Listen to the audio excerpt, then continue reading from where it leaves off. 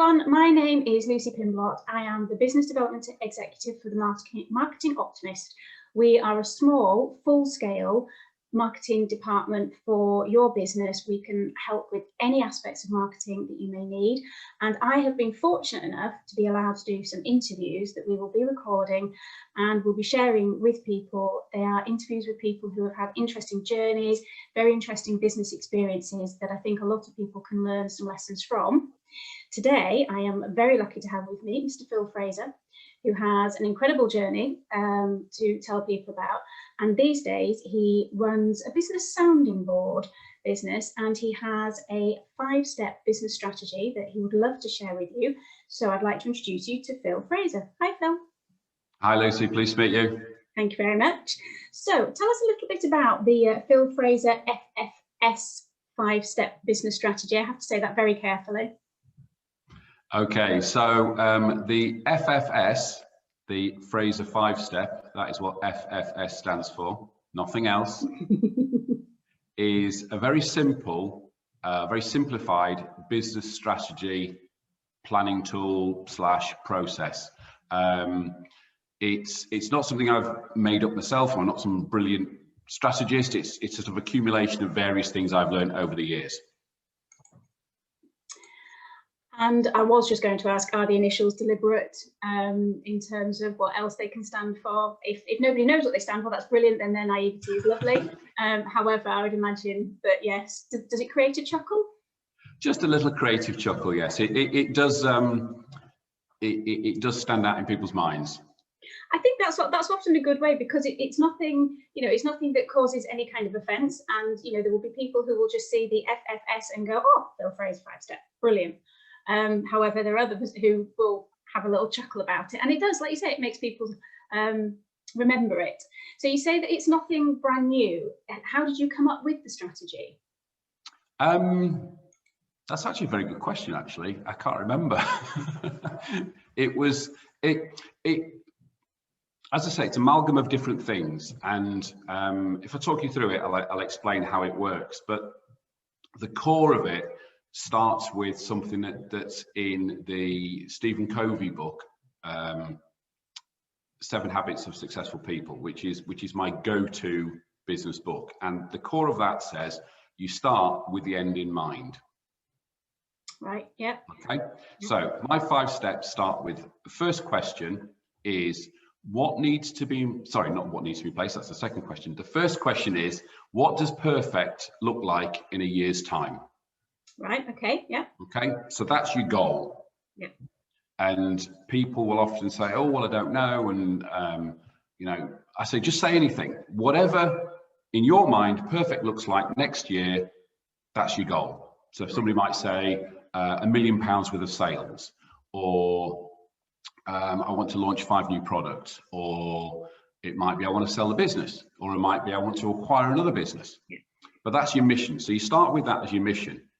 So one line, that's what it looks like. The second step. Year. Do you always work with a year rather than? The thing with this is I use a year as a business strategy tool, right, because it's a sort of logical thing you can think of. You can use this process for a single project. You can use it for a 5-year plan. You can use it for a 6-month plan. That timeline could be anything. It could be, what does perfect look like for the end of this year? Okay. Yeah. Okay. It might, and again, then the point might be, okay, perfect for the end of this year is still being in business. Yes. Yeah. Yeah. Okay. That's your target. Yeah. So it works whatever the time frame is. It works whatever the time frame is. All it is a very, very simple question, just getting to the point of saying, what is it we're aiming to do or get to? Yeah. Okay. Lovely. Then the second stage, that's your mission, that's your goal. Your second stage is your strategy, which is basically what do we need to put in place on a very, very top line level to make this happen. Okay. Yeah. Okay. So let's take the example again of in a year's time we want £1 million worth of sales. Okay. So what do we need? We'll probably need some more products. We might need to recruit a sales manager. We might need to put together a marketing campaign. Yeah. And that's your strategy. So we're going to deliver our mission with these 3 things. Okay. Step 3 is then the tactics to deliver that strategy. Right, okay, so what you need Okay, to do. so it's sort of simplifying a little bit further. So if you said, again, taking those examples, we need some more products, we need a marketing campaign, and we need a new sales manager. So to get a sales manager, you need to start a recruitment campaign, putting that together, that type of thing. If it's a new product range, we need to put a new product development team in place and start that process. If it's a marketing campaign, as you well know, it will be, even at a top level, we need to find an agency. Yes, yeah. That's how top level we're starting at. You then drill down to stage 4, which is your actions. Okay, so actually what will you achieve? So we're drilling down here. So we're getting very specific now. So taking the marketing example, so we need to find a marketing agency. So I need to do some research to find an agency. Yep. I need to maybe start putting a brief together. I maybe need to work out what the budget is. Yep. I need to work out who's responsible for it. Okay, yeah. So you're drilling down, and then the last level is the actual control / measure point of it, which is, okay, who's actually going to do it? Yeah. Okay. Makes sense. Again, just taking that example, we'll follow it all the way through. So Dave, you're going to write a brief, and I want it in by Friday. Mary, you're researching the market, and I want to find 3 agencies to pitch to us, and I want those in by next week. Mark, you're our FD guy. How much can we afford for this? Yeah. I suppose, and each part of it has their own person. So you've got the marketing side of it, then you've got the fact of talking about maybe recruiting a sales manager, and they all go further down into levels of granularity. Correct. So you've now got, by doing it that way, and you follow this through, you've now got a list of tasks to people with budgets, with times. Okay, and this is the beautiful thing. You then flip the whole thing upside down. Okay. So you at the top of your sheet, you've now got, metaphorically, the list of everything that people are going to do, which will deliver the tactics and the strategy we've talked about. And if everything works correctly, you'll end up with your goal. Sounds very straightforward when you put it like that. It's great. Absolutely. And the beauty of it is very, very simple. Now, some people then come back to me and say, well, all right, I've set my target as £1 million worth of sales by the end of the year, and I've been through this process, and for whatever reason, we can't do it. You go, okay, let's go back to the top again. We'll say target's now 750. Okay, so what do you need to do? And you go back down. Obviously, there's an additional point at the end of this process, which is the review point, where you go, okay, did we hit that target? Yes or no? If we did, fantastic, let's do it again. If we didn't, let's review it. What went well? What didn't work? What wasn't effective? Learning and development points, And also, once you've got a target like that, you can, on the waypoints, you can see if you're getting close to where you want to be. Okay, yeah. So if your target, again, simple numbers, is £1 million worth of sales, you know, by the end of Q1, you should have hit 250. By the end of Q2, you should have hit 500. By the end of Q3, you should have hit 750. Again, being very, very simplistic. Review it along the way, can't you? So you can see.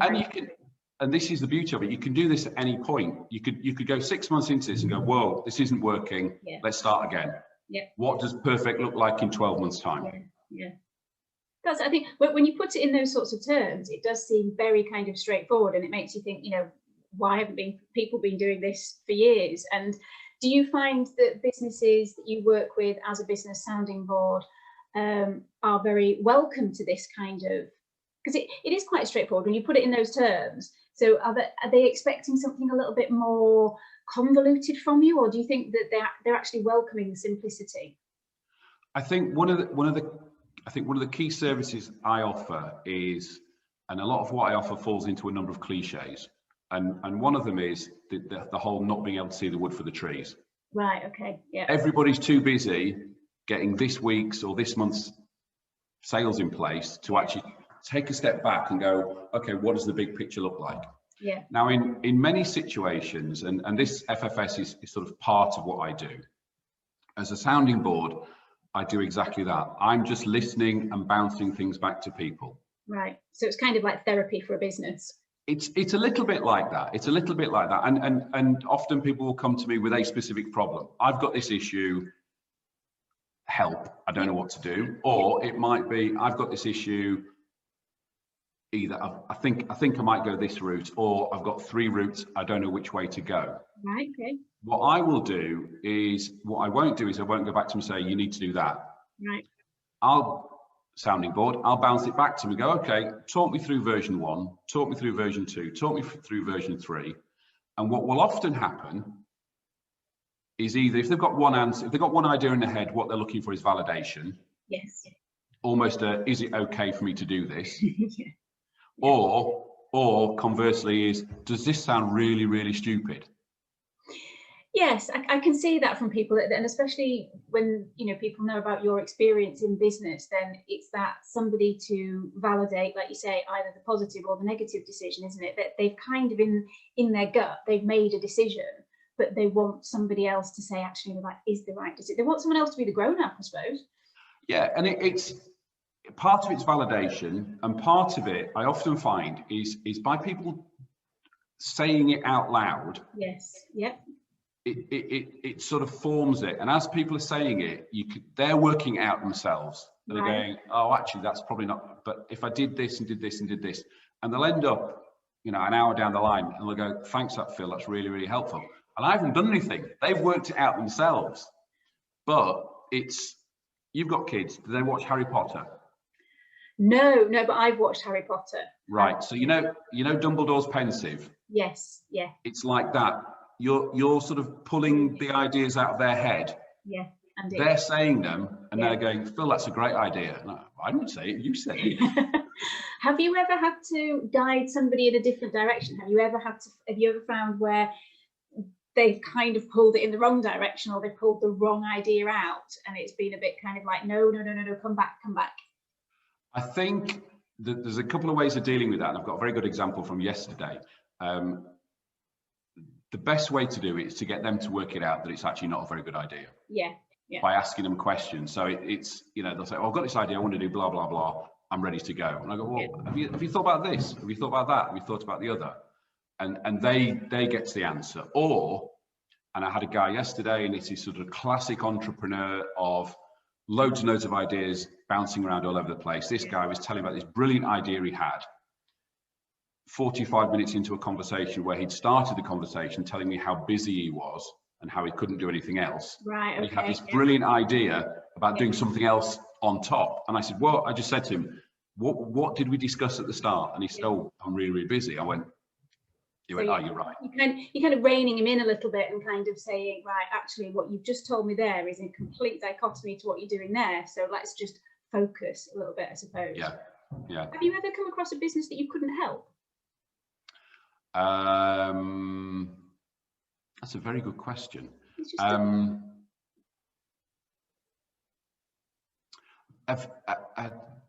ones that I can't help aren't because I can't help them. It's because potentially they're not taking on board what I'm feeding them. Right. Okay. Yeah. So they're open to suggestion. Couple of examples, obviously no names. No. I sat down with a company last year, did the sort of bouncing things around, and it was partly on me, but partly on him. I thought, well, this guy knows what he's doing. Yeah. So I didn't really throw a lot of stuff at him. But even so, he didn't seem to be taking on board anything I was suggesting to him. Right, okay. But I also had a client a couple of years ago where I did a project whereby I sat down, talked to his team, rolled it all up, fed it back as a, you know, here's some ideas from the team, this is the good bits, this is the bad bits, this is what they think of you, which is a great thing. And here, you know, we did a classic stop, start more. So what should he stop doing? What should he start doing? What should he do more of? Yeah. Fed it all back. We had a team meeting, and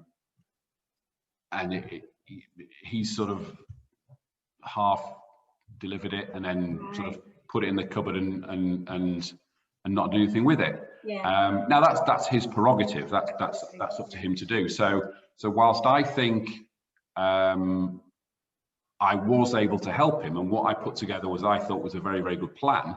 Yeah. he hasn't taken it on board and he hasn't run with it. You can't force anyone to action it, can you? I think that's the thing. So Yeah. you can come up with the best ideas, the best solutions and strategies in the world, but if somebody doesn't actually action on them, in the same ways you can come up with the best strategy in order for, you know, taking the business forward, but if somebody doesn't actually do anything with it, then that's on them, not you.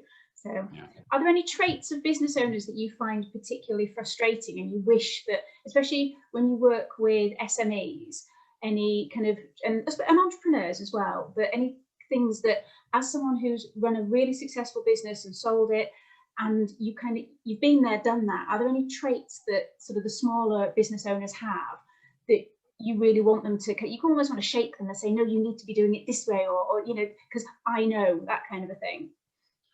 I think it just goes back to the point you were saying. It's not being willing to take on advice. Right. Yeah. And that's the frustration. I mean, the beauty with entrepreneurs is they've got that get up and go. They've got that va-va-voom, and they want to do this, and they've got this idea, and they've got another idea, and another idea, and we're going to do this, and we're going to do this. And I love that, and I love the enthusiasm that sort of person can bring. And inevitably, that's the nature of an entrepreneur. It's the ones that aren't willing or aren't open to listen. However, the service I offer as a sounding board is sort of self-selecting.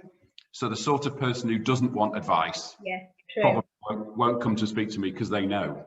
They know what they're doing. Or they're not going to listen anyway. I suppose it's like the people who have got a business mentor or a business coach and those who don't, because the people who know they need one are the people who are open for the ideas and open to be potentially criticised about what they're doing. People who are going to, you know, who are open for somebody to challenge their decision making and be sort of open to somebody else's suggestion as to how they're meant to be doing it. So I think you can tell a difference, can't you, with the people who have got an advisor, whether it's you or a mentor or a coach or however that kind of manifests itself, that they're the ones who are wanting to learn, I suppose. Absolutely, absolutely. And you alluded to it earlier. One of the things that I can offer is I've been there, again, I mentioned with probably a lot of cliches, sort of been there, done that. I am simply a business owner who's further down the track than they are, and I've probably experienced, whether good or bad, what they've experienced. And interestingly, when I was sort of molding what I wanted to do and what my product offering was, I sort of put my mind back to when I was running a business, and I realized, and I hadn't really triggered it, that we'd had 4 different advisors at different stages of the business journey come in, and how much each of those had helped them, particularly the last one, who, and again it ties back into what I was just talking about, who did that same project where he came in, spoke to the team, asked them what I should stop doing, and then sort of fed it all back. And one of the things I was told as the business owner was the team wanting me to just leave us alone, let us get on with it, stop putting my oar in, because I've got that entrepreneurial thing. Oh, I've got this great new idea. So I'd turn up on a Monday morning and say, we've got this great new idea. We're going to do this. And they're all going, actually, and they're all going, we're working on this. Why don't you correct. Yeah. And in the end, what happened? So I've had it done to me. So I know A, how useful and helpful it is, and B, that there is bits in it that say just back off. And I ended up setting up a sister company so that I could put all my shiny new toys in there and not disturb the existing company. But I only did that because that's what the advisor who came in to see us told me off the back of what the team told him. That's a great idea for people who do find themselves sort of, if you like, for want of a better phrase, the serial entrepreneur, the ideas person, the person who on a weekend, you know, possibly when they're out for a run or having a random shower or something like that, comes up with this just genius idea. And like you say, you go in and you want everyone to be as excited about it, but they're all going, yeah, but I've got this to do and I've got that to do and I've got to do, and you told me last week that this was a priority. So yeah, it's a good idea to have a separate outlet for the ideas pool, if you like. That's great. I like that. So yeah. Would you say out of the 5 steps that there are any of them that are more important than the others, or are they all equally important? I think the most important one is step 1. Right. Where are we going? Yeah. Because and you saw my post this week on LinkedIn. So if anybody's watching, go on LinkedIn. Yeah. I wrote a post this week about the Cheshire Cat in Alice in Wonderland. Yes. Very, very And important quote. if you remember the scene, Alice comes across the Cheshire Cat and asks which way to go. The Cheshire Cat says, "Where do you want to go?" And she says, "I don't know." And he said, "Well, it doesn't matter where you go." And that's so very true. Yeah. Business learning in Disney cartoons. So have a look at my post on LinkedIn. But that's the point. If you don't know where you're going, yeah, how do you know whether you're doing well or doing badly? Yeah. And if you get lost along the way, if you don't know where you're going, you don't know that you're lost. Absolutely. Absolutely correct. And you know, for my sins, although my business, when we were running, we never really had a business plan. We always had a general strategy in place. And one thing we did have, and again, referencing another classic business book, which is Good to Great by Jim Collins, okay, which is something called a BHAG, a big, hairy, audacious goal. Okay, So it's the classic sort of shooting for the stars type thing. Yeah, yeah. And again, this came from another consultant we had who came in, and we had this BHAG, and he did it. This is how long ago it was. He did it on a flip chart. Wow. But we laminated the flip chart with our BHAG on it, and it was on the wall in the meeting room. Right. Yeah, yeah.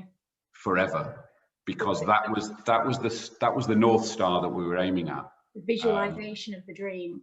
Yeah. So we were able, in meetings when we were focused, we were able to go, look at that on the wall. Does what we are planning to do contribute to us getting there? Now, there's going to be lots and lots of different routes to get there, and you might, do this sort of thing. But as long as it's sort of generally headed in the right direction. No, I think that's a very vital thing. It's something that I've picked up along the way with the various businesses that I've worked at, and owning my own business. It's focusing on, is what I do today actually going to help me to achieve what I'm trying to achieve in the future? Because if it's not, why are you wasting your time doing it? Unless it's a joy to do and it's part of your all-round development. But if you are actually at a point in the day where you're meant to be working and focused on work, then it might look nice and it might be that everyone else is doing it. I think that's sometimes the other thing that especially entrepreneurs get caught up in, is you get very easily distracted by what everyone else is doing, because it looks like they're doing so well that you kind of think, I must be doing that. I must do that as well. When actually they're not doing as well as they look like they're doing, and you just need to focus on what you're doing. It's almost like mind your own business, and your business will benefit from it, because focusing on what you do well and focusing on what you're attempting to achieve is actually going to be far better than looking at what someone else is doing over your shoulder. Absolutely, absolutely, and that feeds in. That also feeds into the whole idea of being in a niche and being a big fish in a small pond, rather than being a small fish in a big pond. Because everybody's doing. I don't know what everybody's doing at the moment. Anyway, whatever he's doing, everyone's doing something. Whatever's on trend for your business sector. You go, oh, we must do that because everybody else is doing it. You go, no, this is the path we're on, unless obviously it contributes to what you're doing. Yes. Oh no, I completely agree. And I mean, I often say that to people when they ask, why did I close my business? And I lost my focus. I lost my why. And I'd kind of thought that it was better to be going in a similar direction to other people. And actually, that wasn't the reason I started the business. I started it to do something a little bit sparklier, a little bit more colourful, a little bit fancier. And if I'd stayed with that and kept the fun element of it, rather than trying to kind of fit into a category that was never me, then I probably, you never know, do you? But it's one of those things that it's one of my biggest lessons of stop worrying about what everyone else is doing and just concentrate on what you're doing and focus on the things that you're good at, and also to bring in help and bring in experts when you need to get them in, and not trying to do everything all yourself, because with the best will in the world, we just can't do everything ourselves, and entrepreneurs want to. And I think it's one of those things that I've had conversations with people before, where when it is a business that you've developed from scratch, you almost have this kind of ownership, like it's your child, and you want to have control over every aspect, when you're far better stepping back.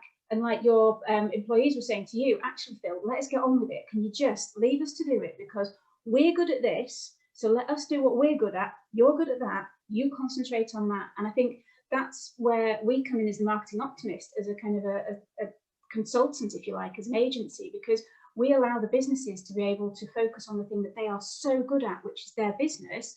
We can do the marketing because that's what we're good at. And it would be very rare for one person to be able to be an expert in all the different areas that a marketing agency can be an expert in, because we have lots of different people in our team and all the different freelancers that are in our pool of talent. So it's very much getting people to allow some help in and kind of effectively put your hand up and say, yeah, I need help. Can you come and help me, please? And I think that must be brilliant for you with the business sounding board, to be able to actually help people, to be that person. Yeah, and again, it's part of the learning that I've had. I've done exactly that. We went from husband and wife startup and sort of let go of bits as we needed, or we needed the expertise. And there's a lot of stuff nowadays, particularly in the marketing space, that it's easy to do poorly. Yes. Yeah. WordPress is a perfect example. Yeah. Everybody can build a website in WordPress, but not everybody can build a good website. Very, very true. And the same goes for social media management as well. Anybody can get themselves a Facebook business suite page and they can start putting stuff on Facebook. But what they often find is they waste a lot of time because they're sending out messages that are the wrong message to the wrong people at the wrong time. And then unfortunately, it leaves them with a negative taste in their mouth about advertising on social media, because they go, oh, it doesn't work. And you're thinking, well, it does work, because I know of businesses that spend tens of thousands of pounds on Facebook adverts because they know it's going to bring in 70 or 80,000 pounds. So it does work. It just has to be done by professionals and done in such a way that it actually adds value to your bottom line, rather than attempting it for 5 minutes and then going, doesn't work, can't do it. Yeah, and SEO is a perfect example as well. Yeah. Well, everybody can do SEO until it gets difficult. Yeah. Now, I must admit, I've until I kind of was made aware of some of the work that Chris, our SEO expert, does in terms of SEO. I knew a little bit about the theory and I kind of knew a little bit about how it worked, but the level of detail that is needed in order to optimize the keywords, choose the keywords, make sure that every single page is optimized for different keywords, and then you've got the images, you've got the alt tags, the amount of work that actually goes into it is phenomenal. And then you've got these people saying, oh yeah, you get emails saying, I can get you on the first page of Google in 24 hours. No, you can't. That's like somebody telling me that they can win the lottery for me and they know what the lottery numbers are going to be on Saturday. But people believe it, and they think that, like you say with search engine optimization, they think that it is just so simple. It's just a case of putting a few keywords in. Yeah, absolutely. And SEO was the bane of our life, because that's where the vast majority of our business came from. Yes. And we were in one of the top 3 most competitive sectors. Wow. which was gambling. Yeah. So not only did you have to work really, really hard and know it to the nth degree, there was lots of black hat stuff going on as well, which is highly frustrating. Yes. But coming back to your point, that somebody says, oh, well, I can build a website because I can use WordPress. Yeah. I can do some basic SEO, a few meta tags, a few H1s and H2s. I've done it. And you go, no. So it's easy to do it badly. It's not easy to do it well. That's a very, very good point. And I'm not gonna take up too much more of your time, Phil, so I've got one more question for you. And it is your first point of your strategy. Where do you see yourself and what are you going to be achieving in 12 months' time? That's a really good question, because this whole being a business advisor is totally cobbler's shoes. Yes. So if I turn the question back to you, what's the Marketing Optimist's marketing plan this year? Now, I don't know it, but I'm going to assume that Richard does. Well, I do know what my plan is. I do know I have a turnover plan and I have a strategy for how to achieve it. Brilliant. So I do have a turnover plan, but yes, it is subject to change, obviously, if the world stays in this awful situation that it's in now. But I've got a plan. I'm fairly confident that Richard's got a strategic marketing plan, but I do think you're right, because I know that our website, the Marketing Optimist website, was only recently updated because the guys have been spending so much time doing everybody else's that, like you say, cobbler's shoes. Yeah. So my plan, because I've only recently started sort of offering my services as a business sounding board. So I've got a plan in 12 months' time to have probably a maximum of 10 clients. Yeah. Because over that, I don't think I can offer the quality of service and the depth of service that I want to do. Yeah, that makes sense. I might get to 10 and go, right, okay, I'm cool with 10. I can do 12. I can fit 12 in. I might get to 10 and go, actually, I need to rein it back to 8 because I really can't do as much depth as I want. And I've got an idea as to how I'm going to market myself to get there. But that's part of a 30-month plan. Okay, yes. Which is again referencing somebody else, a guy called. If you want to learn about LinkedIn, there's a guy called John Esperian, who is absolutely brilliant. He's got a book called Content DNA, and within that, one of the things he talks about, particularly on LinkedIn, is personal brand building. Yes. And he says it takes 30 months. Okay, right. So I'm on a 30-month plan of know, like, trust. Yes. Yeah. To market myself. So everything I'm doing now from a marketing point of view, and even this, is part of what I want to look like in 30 months time. Yeah. So I'll have a bank of content in 30 months time when somebody comes along and they've heard about me, they know what I do, hopefully they like what I do, and hopefully either through contact or through seeing what I'm doing and reading stuff on LinkedIn like Cheshire Cats, they think, right, I can trust this guy, and I want him to come along and help me. So that's my plan. You're building that visibility, that recognition, which I think when you look at quite a lot of people who have appeared to be an overnight success on the internet and that kind of thing, then they have actually turned up every day.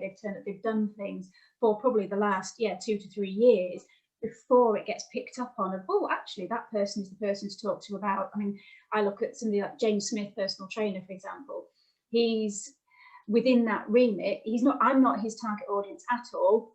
His target audience is probably 20 to 30-year-old blokes, which is fine. But I like a lot of what he says in terms of his business strategy and the way he's literally turned up every single day to do something so that people know who he is. And he's a bit outspoken, but he's got opinions and he's not afraid of them. And his opinions are based on fact and his experience as a personal trainer. So it's not just I picked an opinion from Google and I'm going to rehash it. So I think there are people like that. And like you say, it takes that time for people to know, like, and trust. And then the idea, I guess, behind that is then that people start, instead of you having to go out to get leads, people are literally coming to you to say, actually, I need to speak to Phil. Phil is the guy that I need to speak to because he is the guy that knows about how to help me with my business.